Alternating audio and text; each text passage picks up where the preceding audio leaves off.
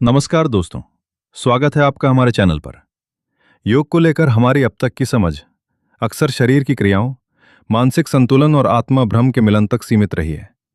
लेकिन आज हम उस धरातल पर प्रवेश करने जा रहे हैं जहां योग केवल अभ्यास नहीं बल्कि एक दार्शनिक यात्रा बन जाता है। ये वो स्थान है जहां योग का वास्तविक आधार शुरू होता है, योग और सांख्य दर्शन का संबंध।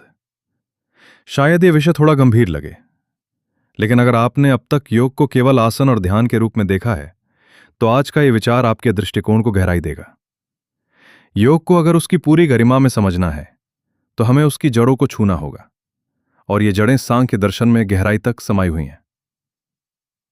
ऋषि पतंजलि का योग दर्शन, जिसे उन्होंने योग सूत्र के रूप में सूत्रबद्ध किया, भारतीय दर्शन की एक अनुपम देन है। लेकिन इसे समझने के लिए हमें ऋषि कपिल द्वारा रचित सांख्य दर्शन को भी जानना होगा, क्योंकि योग दर्शन की नींव उन्हीं सिद्धांतों पर रखी गई है। ये दोनों दर्शन स्वतंत्र हैं, फिर भी इनमें गहरा तात्विक रिश्ता है, जैसे नदी और उसका तट, जैसे सूर्य और उसका प्रकाश। सांख्य दर्शन कहता है कि यह सारा ब्रह्मांड दो मूल तत्वों से बना है, पुरुष और प्रकृति। पुरुष यानी आत्मा शुद्ध चैतन्य है, वो केवल साक्षी है, देखता है लेकिन कुछ करता नहीं। प्रकृति इसके विपरीत जड़ है, उसमें गति है, परिवर्तन है, और उसके भीतर तीन गुण हैं, सत्व, रज और तम। जब पुरुष प्रकृति के इस खेल को देखने लगता है और उससे तादात्म्य कर लेता है, तो वहीं से दुख और बंधन की शुरुआत होती है। योग दर्शन भी यही बात दोहराता है कि दुख का कारण है चित्त की वृत्तियां, जो प्रकृति के इन तीन गुणों से संचालित होती हैं। रज की प्रधानता मन को अशांत और क्रियाशील बना देती है, तम का प्रभाव उसे जड़ता और भ्रम में डाल देता है, जबकि जब सत्व प्रबल होता है तो मन शांत हो जाता है, बुद्धि निर्मल होती है और आत्मा की झलक मिलने लगती है। योग का प्रयोजन ही यही है कि साधक चित्त को इन विकारों से मुक्त कर सत्व की ओर अग्रसर हो, ताकि वो अपनी आत्मा के स्वरूप को पहचान सके। मोक्ष की अवधारणा भी दोनों दर्शनों में अत्यंत महत्वपूर्ण है। सांख्य के अनुसार जब पुरुष ये जान लेता है कि वो प्रकृति से भिन्न है, तब वो मुक्त हो जाता है। यही बात पतंजलि भी कहते हैं, तदा द्रष्टु स्वरूपे अवस्थानम। यानी जब चित्त की सारी गतिविधियां रुक जाती हैं, तब आत्मा अपने असली स्वरूप में स्थित हो जाती है। यही स्थिति योग में कैवल्य कहलाती है, मोक्ष की चरम अवस्था। फिर भी एक अंतर स्पष्ट रूप से उभरता है, और वो है ईश्वर की भूमिका। सांख्य दर्शन ईश्वर को स्वीकार नहीं करता, वो केवल विवेक और ज्ञान पर बल देता है।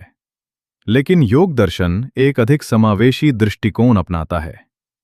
पतंजलि योग सूत्र में कहते हैं, ईश्वर प्रणिधानाद्वा, यानी ईश्वर में पूर्ण समर्पण भी चित्त की शुद्धि और आत्मज्ञान की दिशा में एक वैकल्पिक मार्ग हो सकता है। योग जहां एक ओर सांख्य के तत्वज्ञान को आधार बनाता है, वहीं दूसरी ओर वो उसे प्रयोग में लाने की एक संपूर्ण प्रणाली भी देता है। केवल ये जान लेना कि आत्मा और प्रकृति अलग हैं पर्याप्त नहीं।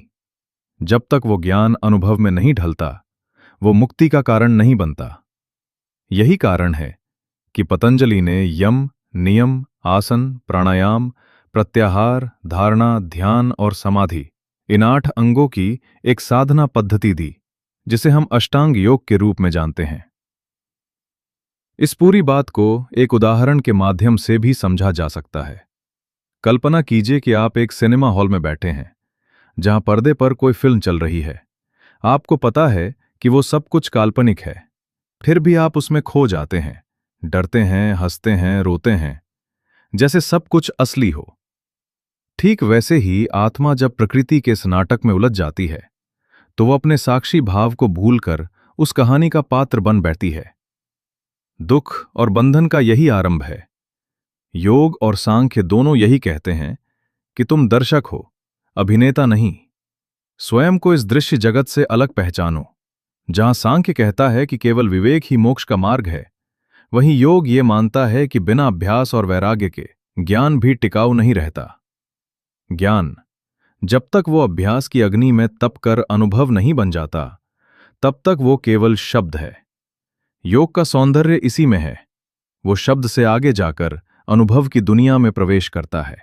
इसलिए जब आप ध्यान में बैठें, जब कोई आसन करें, तो ये याद रखें कि आप केवल शरीर की एक मुद्रा नहीं बदल रहे, बल्कि अपनी चेतना की दिशा बदल रहे हैं। आप प्रकृति से अलग आत्मा की खोज कर रहे हैं। अंत में यही कहा जा सकता है कि योग और सांख्य दर्शन दो अलग अलग रास्ते नहीं हैं, बल्कि एक ही सत्य को दो दृष्टिकोणों से देखने की कोशिश है। एक हमें बताता है कि क्या सत्य है, दूसरा यह सिखाता है कि उस सत्य को कैसे अनुभव किया जाए। अगर आपको जानकारी पसंद आई हो तो वीडियो को लाइक और शेयर जरूर करें। चैनल को सब्सक्राइब करना ना भूलें ताकि आप आगे भी ऐसे ही विषयों पर हमारी वीडियो देख सकें। धन्यवाद।